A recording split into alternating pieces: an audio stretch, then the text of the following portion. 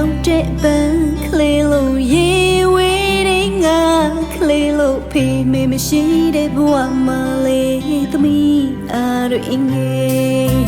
မြဲတမ်းတဲ့အမေရဲ့သိနေတဲ့အဖေရဲ့မေများတဲ့အဖေများနဲ့ရောက်တိုင်းပို့လို့လွမ်းပါတယ်မိဘချင်းစုစချင်တော်လေးနောင်ခေပြီးနောင်သားရဲ့တွေ့မိတိုင်းဝမ်းနေတဲ့အဝါဒပြောင်းရှာနေ